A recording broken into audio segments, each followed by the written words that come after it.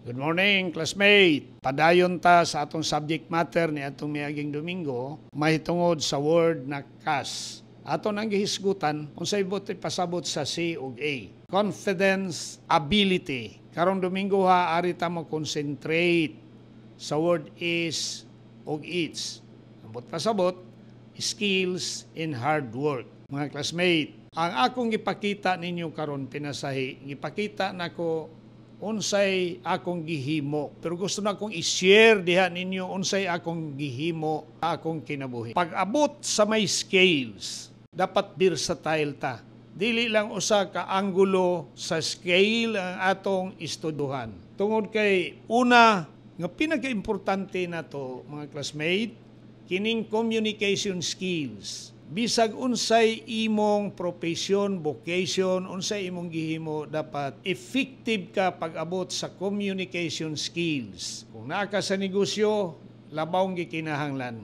Bisag mag-uuma ka, gikinahanglan ang communication skills. Dapat na kay skill pag-abot sa pagsulbad sa problema or problem solving. Dinhi mamahimong magkaroon ng vacuum ang atong plano kung wala kay skill pagsulbad sa mga problema nimo diha sa imong kinabuhi, diha sa imong pamilya o sa tanan. Kaning management skill maunay pinaka-importante.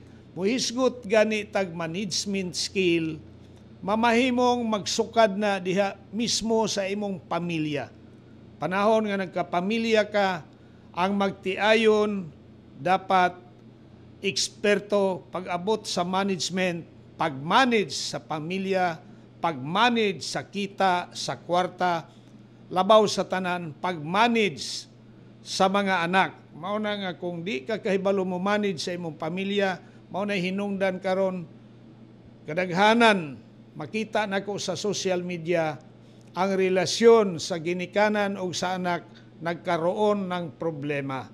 Kaning sa mga negosyante, importante kining public relation skill. Relasyon pinaka-importante lalo na sa negosyo, lalo na sa mga negosyante, ang relasyon sa iyang mga empleyado, labaw na gyud sa iyang mga customers, dapat mao nay alagaan. Kay mamahimong dinha ang problema sa negosyo. Mao na nga dunay mga negosyante nga mamahimong wala mo lambo ang negosyo or worse ang nahitabo, imbis nga mo asinso mo kita na purdoy na hinuon. Unya daghan na siya mga scapegoat nga isulti. Moingon siya, kuan manggod kining daghan na kayong kompetensya, naanay daghan na negosyo ingon niini, ang market saturated na. Mga classmate, the word saturation, market saturation, wala na iluna kung ikaw kahibaw ka unsay imong gihimo. Pwedeng dili mo asinso imong negosyo, dili ang ipasabot nga saturated ang market. Kung na may na-saturate ang imong ideya, ang imong marketing strategy. Kung magka-problema man kagikan sa imong pamilya paingon sa negosyo, wala nimo ma-improve ang imong nagkadaiyang skill nga dapat magkatunan. The last word, which is hard work. Tanawa rin ko ninyo mga classmate. Unsay akong gihimo, wala gyud ko'y bakanting oras sa tibuok adlaw. Muingon ko sayo pasbuntag, alas 4, routine yun na nako, mamata nako. Naghimo na kog akong mga itinerary, unsay akong himuon tibuok adlaw. Pagka alas 7, mo gawas na gyud ko sa balay, busy kay ko. Sa akong pagka-busy, mao ni nahitabo sa akong kinabuhi. So ang hardworking man, maunay gikinahanglan kung gusto nimong mag-asinso ka. Daghan tag magkatunan pag naging hardworking ka, kugihan ka. Na makita ninyo mga classmate, ha? Kaning niya karon Ang footage nga akong gipakita ninyo, produkto kini sa akong mga imagination. Dili nako ma-imagine nga mahimo ni nako, pero tungod sa akong positibong perspective sa kinabuhi, naghuna-huna ko unsabay akong himuon. Kay kung muasinso ka manggod, dapat maging humble ka. Dapat doon na kay plano para sa katilingban, na kay plano para sa imong mga empleyado.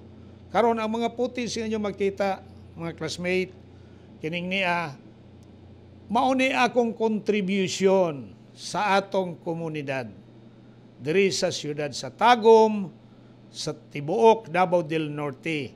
Dunay tourist destination nga dapat adtuan ang atong katawhan dinhi sa siyudad sa Tagum. So di ni maabot mga classmate kung kuwang tagkakugi. So ang kakugi akong balikon sa atong kinabuhi, maunay atong gikinahanglan. Kay kung tamad ka, walay mahitabo sa imong kinabuhi, mangandoy ka nga mag-asinso, unya, wa man pod nimo trabahoa. Trabahoa. Dili gusto sa Ginoo nga magpuyo tas kalisod. Ang gusto sa Ginoo magpuyo tas sa kaharuhay. Ang problema, di ta nagtrabaho. Walay mahitabo ni anak classmate kay matod pa sa atong Ginoo, lihok tao kay tabangan ko ikaw. As a parting words ako magaingon, kung ikaw dunay pangandoy, may handom sa kinabuhi, trabahoa. Salig sa Dios ug labaw sa tanan, salig sa imong kaugalingon. Good morning, classmate.